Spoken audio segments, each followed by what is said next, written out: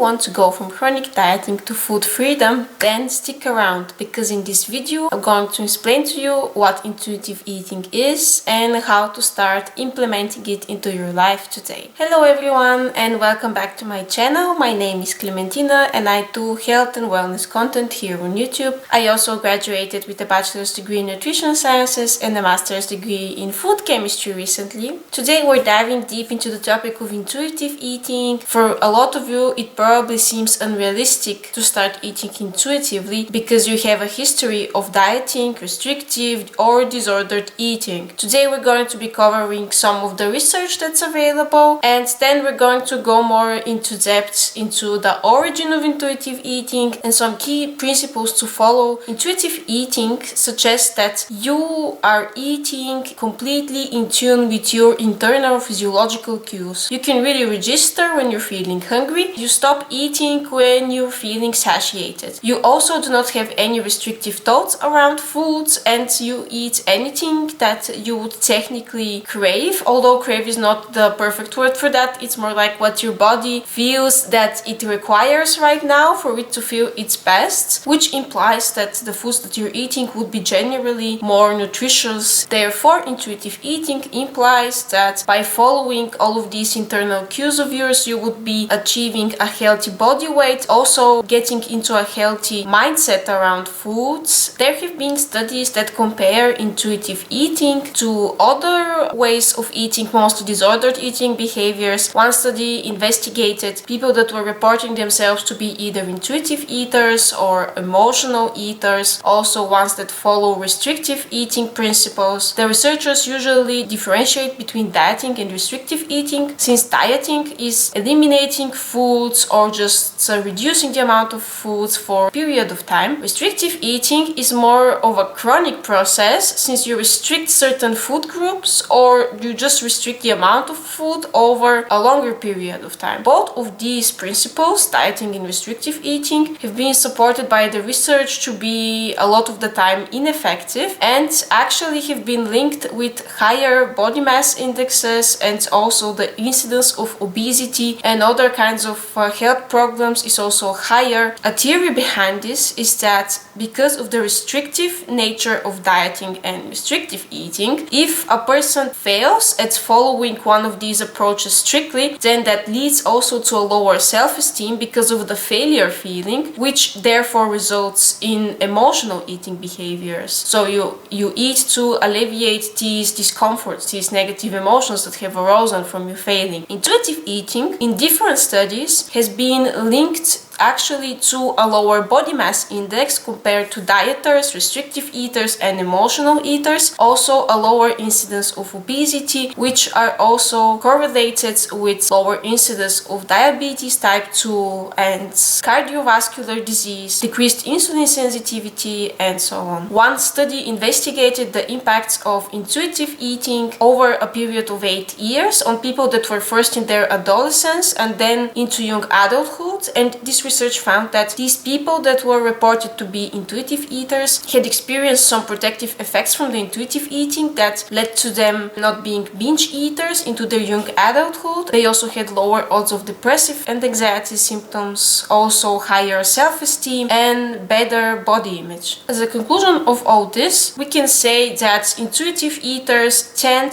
to be more psychologically healthy in terms of self-esteem, self-compassion and approach towards foods and towards oneself compared to restrictive eaters, dieters, emotional eaters, basically all of the other groups. I'm sure that even if I had not thought that there was research on this, you could come to the conclusion that people that eat more in tune with their cues would be more mentally healthy and probably also physically healthier compared to other people. The problem is that a lot of people, due to a negative history with dieting, find it really hard to implement intuitive eating into their lifestyle. Let's say that you do not have a negative history with dieting. There are also other external factors. There are other things such as behaviors that you learn as a child to clear one's plate, eating at designated times. This is observed in a lot of cultures. Other things that could negatively impact your ability to follow this principle would be eating only when you are able to. This is more present in Western cultures,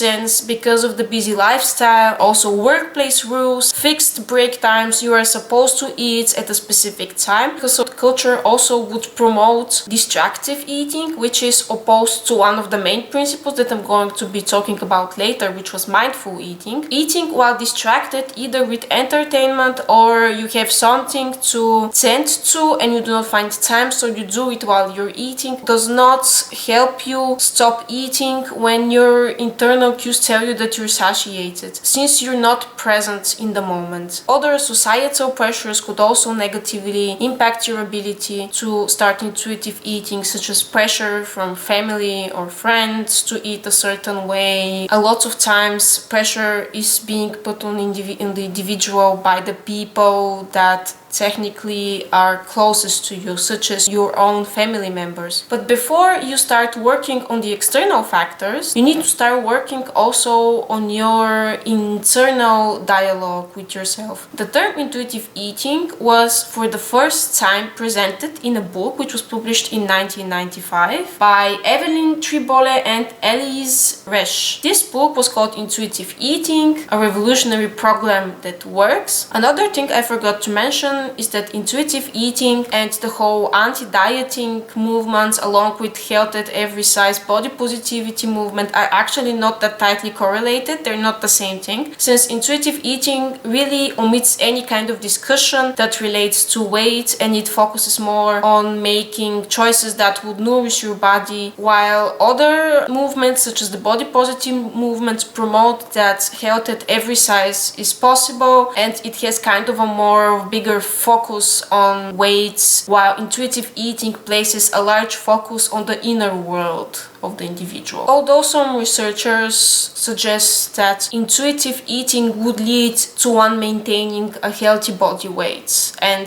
would not result in an individual becoming overweight or obese. This book had 10 key principles. By the way, I actually got them, I didn't read the book, I got them from the website of one of the two authors. Her name is Evelyn Tribole, and she still offers coaching services, more books on the topic, and if you're interested, I'm going to be putting the link down in the description box. We're starting with the key principles of intuitive eating according to one of the OG creators. The first principle would be rejecting the diet mentality. This is why Evelyn suggests that you start with an analysis of your own dieting history, the kind of challenges that you've done or different regimes that you followed. Analyze, observe, and honestly tell to yourself what kind of result have these challenges brought. Was that positive? Was that negative? What kinds of physical changes did that make to your body? And also what kinds of mental changes occurred in your mind? If you're similar to the participants in the studies that I mentioned, then a lot of that experience would be negative. And to reject this mentality, one thing that you could do in the beginning is to start eliminating some of these behaviors that are related to following these challenges, such as regular weight checks. This is one of the first things that are simple. Just throw away your scale or hide it somewhere so that you do not implement this behavior as frequently. The second principle to intuitive eating would be to start honoring your hunger. This relates to your ability to recognize when your body actually sends you signals that you require to eat right now. This does not mean that you should eat when you are really hungry to the point that you feel like you're starving yourself. You can again just observe how you're feeling when you believe that these hunger signals start to arise. Do you feel irritated? Do you feel stomach ache? Do you feel a headache? Are you starting to feel more tired and sluggish? And just by observing all of these cues over time and then eating in response to them, you could see if then these symptoms kind of improve. That way you would know when your body actually actually want to eat compared to when you eat out of boredom or because you saw an advertisement that had some tasty food on it or something of the sort. The third principle is to make peace with food.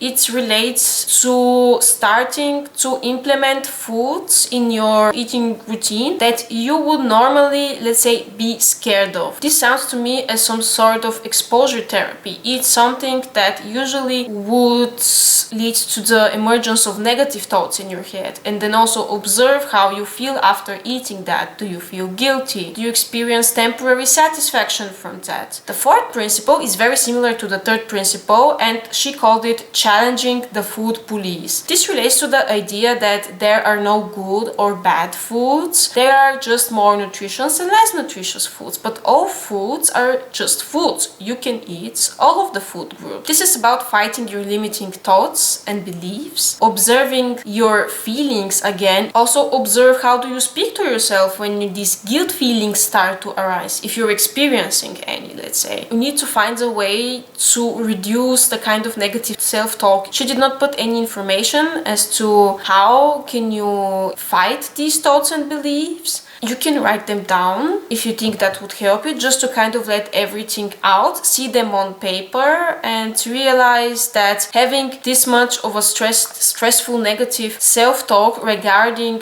to food is very detrimental to you. I believe that if you really put it on paper, you would realize that this is really excessive and obsessive and unnecessary, and the only thing that is suffering from it is mostly your brain health, and you're just elevating your stress in a response to that. If you have a severe eating disorder, or if you suffered from one before, maybe the only choice to implement principles 3 and 4 is to consider therapy sessions, especially if you've gone to extreme lengths trying to restrict foods. Let's say we've overcome principles 3 and 4, and now we're moving on to principles 5, which relates to realizing when you're actually satiated, when you have to stop eating. And on this principle, she talks more about mindful eating, really experiencing the act of eating with all of your senses. So not having any distractions in the background, not doing any tasks, not watching any entertainment, just sitting down and eating slowly and getting the full experience of it. The sixth principle is the satisfaction factor. This relates to implementing foods into your meals that you actually enjoy. Think about the foods that you actually get some kind of emotional satisfaction from. Of course, we're not talking about eating only these kinds of foods. Often they are not very nutritious, but that does not mean that one should eliminate those foods entirely. The goal here is to achieve food freedom. You've probably also experienced, if you've tried to diet, that the moment where you want to have a very specific thing and then you try to go for a healthy option, you end up eating a lot of unnecessary things, a lot of other things, that because you tried to replace the one unhealthy thing, but it did not work, and you end up eating the thing that you wanted to eat anyways, but you already also ate 10 other things trying to abstain from that one thing, which actually leads to you feeling even worse about yourself than if you had just eaten the thing right away. The seventh principle relates to emotional eating. Here Evelyn talks about finding other ways to cope with your emotions, and that would also require you to recognize when